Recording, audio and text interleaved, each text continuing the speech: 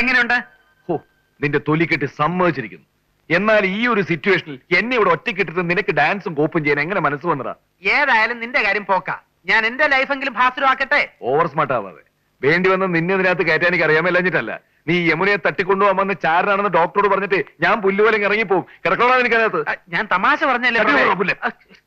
ഞാൻ ബീനെ പ്രേമിച്ച് തന്നെ നിന്നെ യമുനെ ഇവിടുന്ന് മോചിപ്പിക്കാൻ വേണ്ടിയല്ലേ. സ്വന്തം സുഹൃത്തിന് വേണ്ടി ഇത്രയും വലിയൊരു ത്യാഗം ആര് ചെയ്യും? എന്നെയാണ് നീ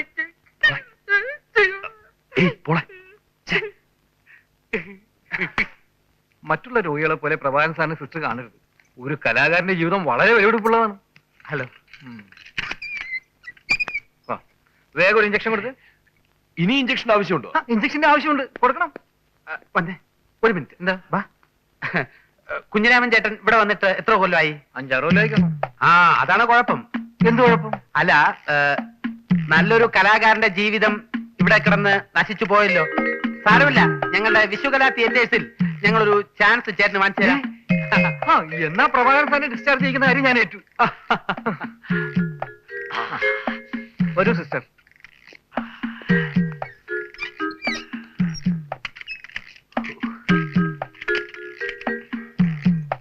എങ്ങനെയുണ്ട്? ഈ കുഞ്ഞിരാമനെ കയ്യിലെടുത്ത് ഓപ്പറേഷന്റെ 3ാം ഘട്ടം നമ്മൾ ആരംഭിക്കും. കൈയോട്. അപ്പൊ നമ്മൾ 4ാം ഘട്ടത്തിൽ ആരെ പിടിക്കും?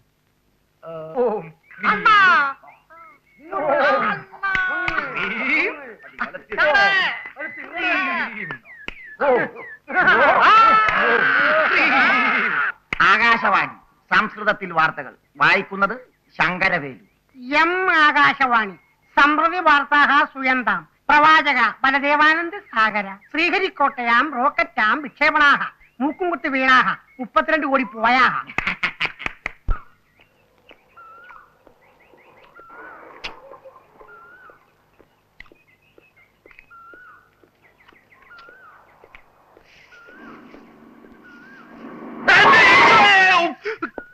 എവിടെ നോക്കിയാണോ വണ്ടി ഓടിക്കുന്നത്? എടാ പോളെ, നീയായിരുന്നു. ഓഹോ, താനാണോ?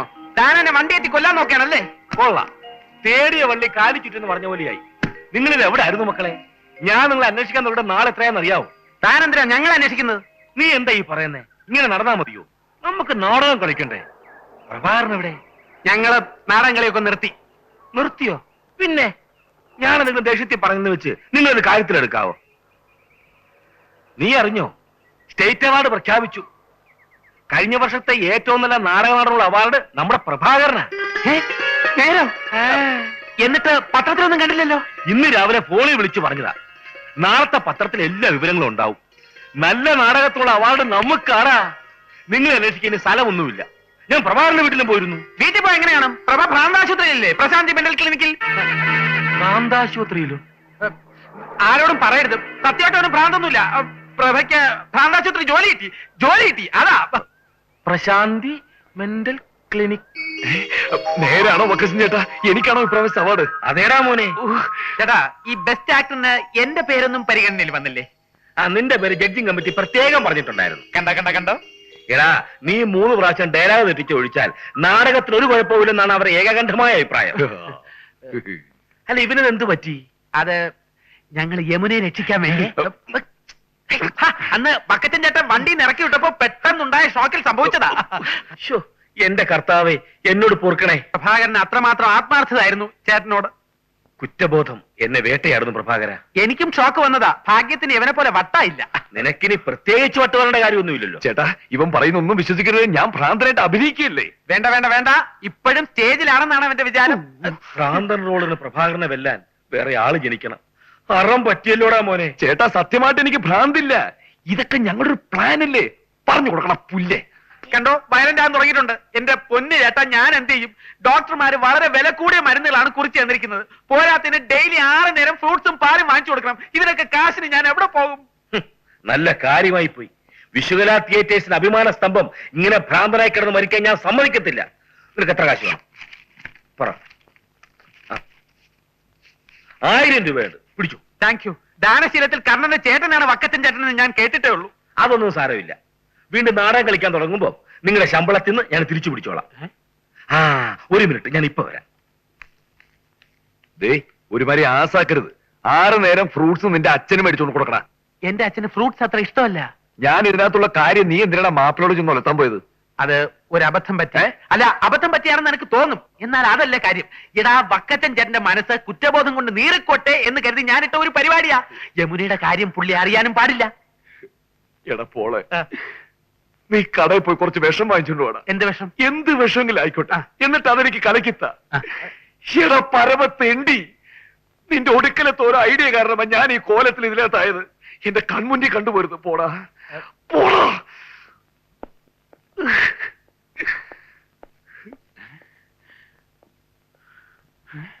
ഹലോ, പ്രസ് ക്ലബ് അല്ലേ?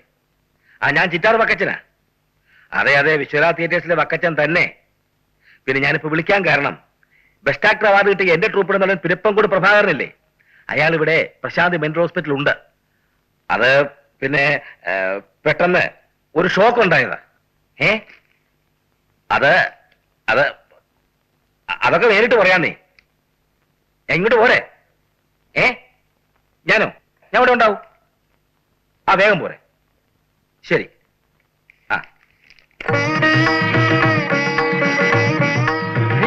എന്താ ഇത്? പത്രക്കാരാ, പ്രഭാകരന് വാർത്ത കൊടുക്കണ്ടേ? പബ്ലിസിറ്റി കൊടുക്കാൻ പറ്റിയ രോഗം വല്ലതും ആണോ ചേട്ടാ? പ്രഭാകരന് വേണ്ടിയല്ല, നാടകത്തിന് പബ്ലിസിറ്റിക്ക് വേണ്ടിയാ. നാടകത്തിന് കുരിഞ്ഞ ബുക്കിംഗ് ആയിരിക്കും. എന്നാ എന്റെ ഒരു ഫോട്ടോ കൂടെ കൊടുക്കാൻ പറയണേ. എന്തിന്? അവന്റെ വട്ടിന്റെ കാരണക്കാരൻ നീയാണെന്ന് പറഞ്ഞോണ്ടോ? വന്നേ എടുത്തോ, ഇഷ്ടം പോലെ എടുത്തോ. എന്താ അതിനൊരു കാര്യം, ട്രൂപ്പിന്റെ പേര് പറഞ്ഞത് വിശ്വകലാ തിയേറ്റേഴ്സ്. എന്റെ പേര് ചിറ്റാർ വക്കച്ചൻ. എന്താ എടുക്കരുത്, ഫോട്ടോ എടുക്കരുത്, എടുത്തോളൂ. മണ്ടത്തരം പറയത്. ഇക്കാലത്ത് പത്രത്തിൽ ഒരു ഫോട്ടോ അച്ചടിച്ച് വരുന്നത് നിസ്സാര കാര്യമാണോന്നാ ചോദിച്ചത്. ഒരു ഫോട്ടോ കൂടെ എടുത്തോ. ആത്മാർത്ഥ സുഹൃത്തിനെ ആശ്വസിപ്പിക്കുന്ന അതുല്യ കലാകാരൻ പോൾരാജ്.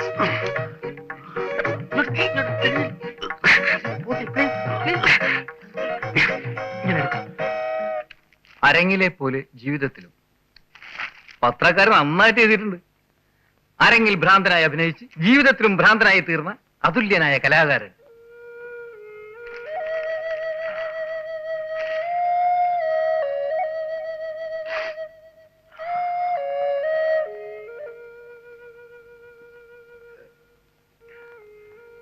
പ്രഭേ,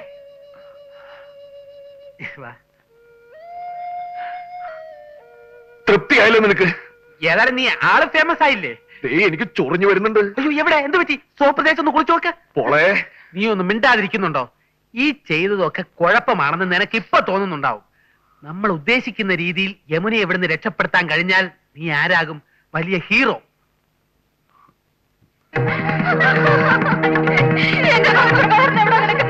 അവിടെ 11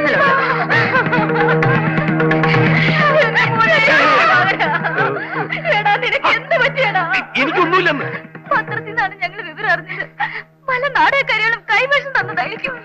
നിങ്ങൾ പേടിക്കണ്ട, എനിക്ക് ഒരു അസുഖമില്ല. അമ്മയെ പ്രാന്തനും മനുഷ്യനും എന്ന ഞങ്ങളുടെ പുതിയ നാടകത്തിന് വേണ്ടി പ്രാന്തന്മാരുടെ അനുഭവം പഠിക്കാൻ ഞാൻ ഒരാഴ്ച ക്യാമ്പ് ചെയ്തതല്ലേ. പത്രക്കാർ തെറ്റിദ്ധരിച്ചു, ഞാൻ എന്ത് ചെയ്യാനാ? എന്റെ ഈശ്വര, ഇവൻ എന്തൊക്കെയായി പറയുന്നത്?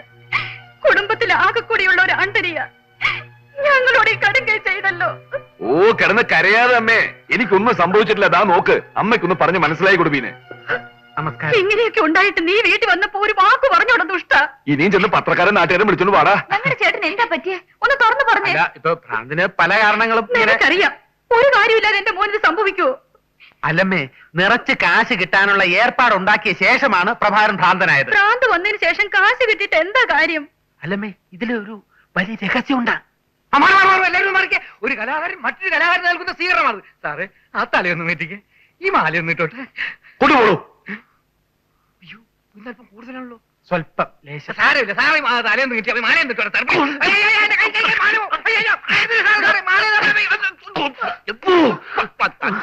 അയ്യോ, എന്റെ മോന് ഭ്രാന്ത് പിടിച്ചേ. അമ്മേ, അമ്മേ, ഒരു കാര്യം. ഞാൻ പറയുന്നത് വിശ്വസിക്കണം. വരണം, വന്നാട്ടെ.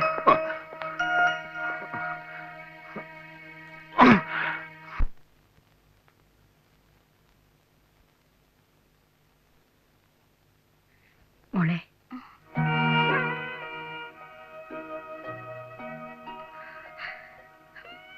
അമ്മയുടെ എല്ലാ പ്രതീക്ഷകളും നശിച്ചു മോളെ. സ്വന്തം ഒന്ന് പറയാൻ പോലും നമുക്കിവിടെ ആരുമില്ല. എത്ര ദിവസം എന്ന് വെച്ചാ നീ ഇതിനകത്ത് കഴിയ.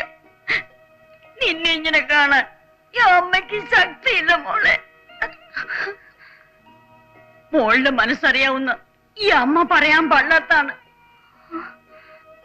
നീ കൃഷ്ണകുമാറിനെ വിവാഹം കഴിക്കണം. ഇവിടുന്ന് രക്ഷപ്പെടാൻ ഈ ഒരു വഴിയെ കാണുന്നുള്ളൂ. അത് വേണ്ടമ്മേ. അയാള് വിവാഹം കഴിക്കുന്നതിലും ഭേദം ഈ സെല്ലിൽ കിടക്കുന്നതാണ്. ഇതിനകത്ത് കിടന്ന് ഞാൻ മരിച്ചാലും എന്റെ ഈ തീരുമാനത്തിന് മാറ്റം ഉണ്ടാവില്ല.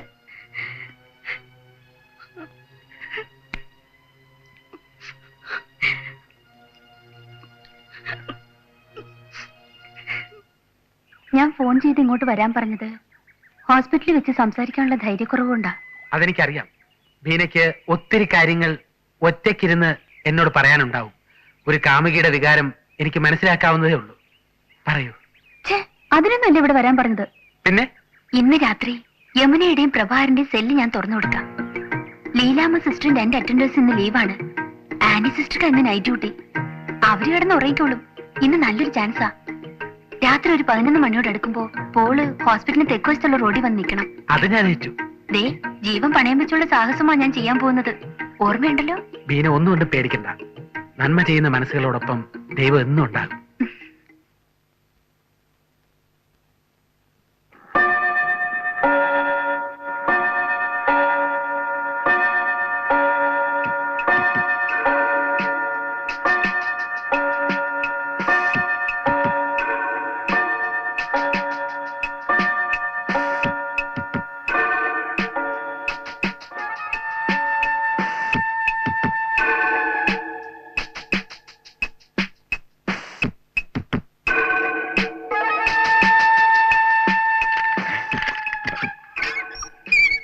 ഇപ്പൊ ഇവിടുന്ന് രക്ഷപ്പെട്ടോണം. ഹോസ്പിറ്റലിന്റെ തെക്കുവശത്തുള്ള മതിൽ ചാടി വീഴും പോകാൻ. പോൾ അവിടെ കാത്തു നിൽപ്പുണ്ടാവും. യമുന താഴെ വരുമ്പോ പ്രഭാരൻ അവിടെ ഉണ്ടാവണം. പിന്നെ എല്ലാം സൂക്ഷിച്ചു വേണം. ഇത് പോള് തന്നയച്ചതാ. എന്തോ ഡ്രസ്സാണെന്ന് തോന്നുന്നു. Thank you sister. Thank you very much.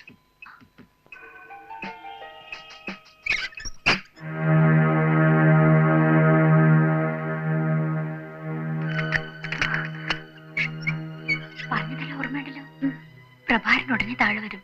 പിന്നെ സെക്യൂരിറ്റിക്കാരുടെ കൺമുമ്പിൽ പെടരുത്. ഞാൻ പോയി അല്പം കഴിഞ്ഞ് യമുന ഇറങ്ങിയാൽ മതി. ഈ ഉപകാരം അതൊക്കെ പിന്നെ മതി. ഞാൻ ഇറങ്ങട്ടെ.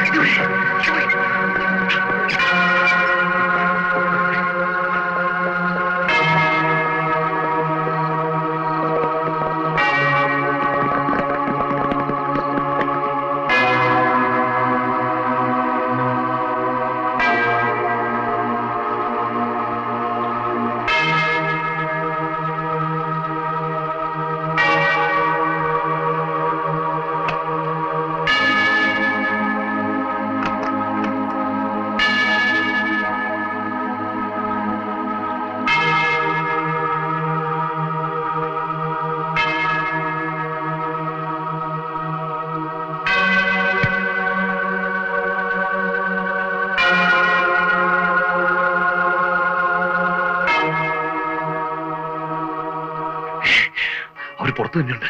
ഇനിയിപ്പോ എന്ത് ചെയ്യും? ഇതിന്റെ അടിയിലെങ്ങനെ ഇതുണ്ട്.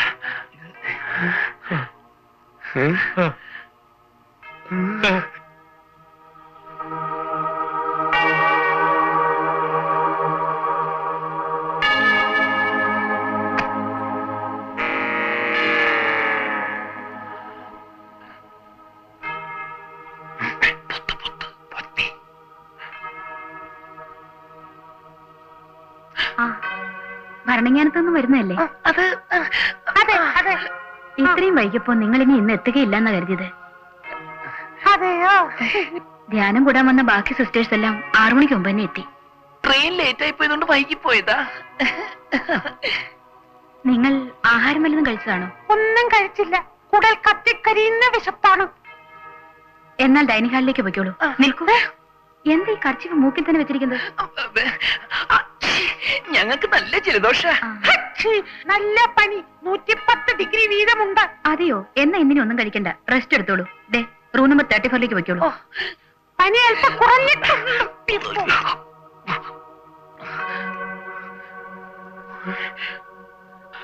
നല്ല ഫുഡ് കഴിക്കാനുള്ള ചാൻസ്. നല്ല ഫുഡ് കഴിക്കാനുള്ള ചാൻസാണ് നഷ്ടപ്പെട്ടത്. അവന്റെ ഒരു ഒടുക്കലത്തെ ഫുഡ് അവന്മാരുടെ കൈ കിട്ടി നമ്മുടെ ജീവനോടെ വെച്ചേക്കില്ല. അത് ഉറപ്പുള്ളത് കൊണ്ട് നല്ലതുപോലെ ബാക്കി രുചിയായിട്ട് എന്തെങ്കിലും കഴിച്ചിട്ട് മരിക്കാമെന്ന് പറയുന്നത്. അവന്മാർ ഇവിടെയൊക്കെ തന്നെ ഉണ്ട്. ഇപ്പൊ പുറത്തു പോകുന്ന അപകടം ഇവിടെ തന്നെ കൂടാം. എത്ര നേരമായി ഈ കർച്ചീഫും പിടിച്ചോണ്ട് ഇങ്ങനെ ഇവിടെ? അല്ലാതെ പിന്നെ എന്ത് ചെയ്യാനാണ്? അതെ, നമുക്ക് ഈ മീശ കരിച്ചു കളഞ്ഞാലോ? ചേട്ടനെ ആ തന്നെ താനങ്ങ് കരിച്ചോണ്ടാ മതി. ഈ മോന്തയില് മീശ ഉള്ളതും ഇല്ലാത്തൊക്കെ കണക്കാം. പിന്നെ കിടന്നുറങ്ങാൻ നോക്ക്. പോത്തുപോലെ കിടന്നുറങ്ങിക്കളയരുത്. അവന്മാര് പോയി കഴിഞ്ഞാൽ നമുക്ക് അപ്പ സ്ഥലം വിടണം. വല്ലാത്ത ഉഷ്ണം. തിക്കല്ലടാ.